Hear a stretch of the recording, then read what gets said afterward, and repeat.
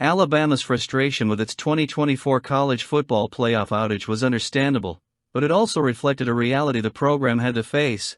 The world of college football has changed, and the post-Nick Saban era has required a reevaluation both on and off the field.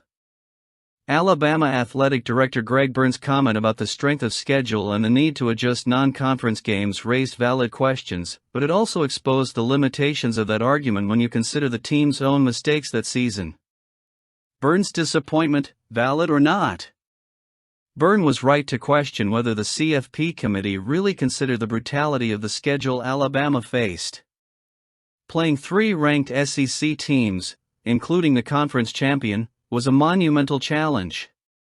Furthermore, the Tide's strength of schedule was among the toughest in the country, something that should have been valued in a system that supposedly rewards merit and competitiveness. However, Byrne also seemed to miss a crucial point: Alabama lost all of its games to SEC opponents. This meant that regardless of non-conference games, the Tide's fate was already sealed within its own league. The loss to Vanderbilt was especially devastating, while the collapse against Oklahoma was inexcusable. In other words, the problem wasn't the weak schedule outside the SEC, it was the inconsistent performance within it. So while Byrne had reason to complain, his statements also sounded like excuses. If Alabama wanted to get back into the playoff picture, the solution wasn't to forego competitive non-conference games, but to ensure the team was prepared to win the games that really mattered. As the piece so aptly put it, just win your damn games, and everyone will line up behind you. Kalen DeBoer's first year after the Saban era. Kalen DeBoer's first year as Alabama's head coach was complicated. After decades under Nick Saban, the program underwent a transition that inevitably brought challenges. It's important to remember that replacing a legend like Saban is a daunting task. DeBoer inherited a talented roster, but also the insane pressure of keeping Alabama at the top of an increasingly competitive conference. Overall, DeBoer's tenure has had promising moments. Alabama's offense, led by offensive coordinator Ryan Grubb, has shown clear signs of innovation and efficiency. However, the defense, which has always been the hallmark of Saban's teams, has shown worrisome flaws at crucial moments. The transition in philosophy and style of play has been evident, but there are still adjustments that need to be made to make the team function like a well-oiled machine. Now, in 2025, Alabama is at a critical juncture. Ryan Grubb's continued presence on staff is essential to maintaining the offensive consistency that the team demonstrated in 2024. However, rumors about his possible interest in head coaching vacancies, such as the one at Stanford, are alarming. Losing Grubb would be a major blow to the program, especially since he has been a key player in building a modern and adaptable offense. His departure could further destabilize a team that is already going through a transitional phase. What can we expect in 2025? In 2025, Alabama needs to find a balance between innovation and tradition. The Saban era left a legacy of excellence, but it also created expectations that are impossible to sustain without evolution. Kalen DeBoer needs to solidify his identity as a coach and prove that he can take the program to new heights, even without relying on the old recipes that made the Tide a powerhouse. In addition, the decision regarding Ryan Grubb's future will be crucial. If he stays, Alabama will have a solid foundation to build an offense capable of competing with the best in the country. But if he leaves, the team will urgently need to find a worthy replacement, something that won't be easy given the level of talent and experience Grubb brought to the program. Alabama needs to learn from its mistakes in 2024. The inconsistency in big games and the unexpected losses can't be repeated.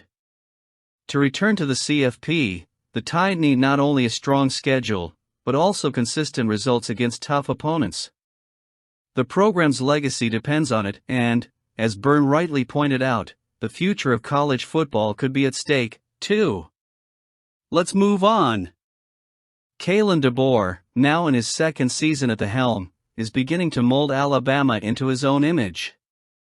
And if he's anything to go by in recent interviews, there's reason for optimism among fans. The coach specifically singled out two areas of the team that are showing clear signs of improvement: the wide receivers and the defensive backfield. When it comes to the receivers, DeBoer was full of praise. He acknowledged that while some of the names are still the same as last season, the group as a whole feels fresh. The addition of Isaiah Horton from Miami has brought a new dynamic to the area, but he's not the only one who's caught the eye. The depth of this group is something that stands out.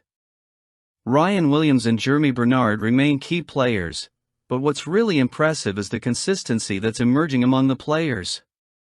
During practice, they've been making more big plays and maintaining a high level of performance, something that will be crucial in a league as competitive as the SEC. But the big news for this group comes from Jalen Backwee, a former five-star prospect who previously played defense. His transition to the offensive side has been closely watched by everyone in the program, and so far, it seems like he's responding well to the challenge. DeBoer noted that Backwee is in a good place in his head, which is essential for any player facing such a drastic change in position. Not only is he taking advantage of the reps he's getting in practice, but he's also contributing to the collective growth of the receivers' room. That's important because on a team like Alabama, no one can just be a name on paper, everyone needs to show constant progress, and Backwee is doing just that. If the wide receivers are gaining attention for their technical development and internal competitiveness, the same can be said for the defensive backfield. DeBoer was emphatic in stating that this unit is a completely different thing than it was a year ago. While he noted that the group had already improved during the previous season, it's clear that spring practice is taking these players to another level. Their confidence is high, and that's reflected in the intense battles that take place during practice. The coach talked about the intense matchups between receivers and defenders, whether they're one-on-one or 7-on-7. These moments are crucial for the development of both sides of the ball. When you see big plays being made by both offensive and defensive players, you know something special is happening. As the old adage goes, iron sharpens iron.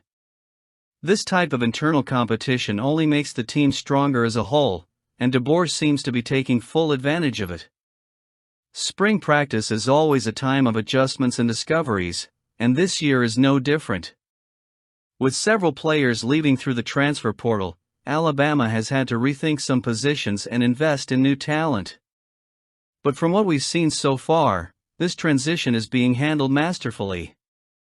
The addition of guys like Horton and the adaptation of Backwee show that the program continues to attract and develop top-notch players.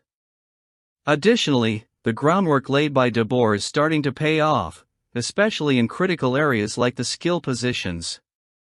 As fans eagerly await A-Day on April 12th, the official end of spring training, there is a sense of excitement in the air. Bryant-Denny Stadium will be open to fans free of charge, and it will be a unique opportunity to see the progress the team is making up close. It will not be a traditional game, but rather an open practice, allowing everyone to observe the painstaking work being done by DeBoer and his staff. Of course, there is still a lot of work to be done. College football is unforgiving, and Alabama knows it needs to be prepared to face increasingly tough opponents. However, with the visible improvement at wide receiver and defensive backfield, as well as the competitive mindset that permeates the entire roster, there is reason to believe the future is bright. In fact, we hope so, otherwise it's complicated. I want to know what you expect for 2025. Comment.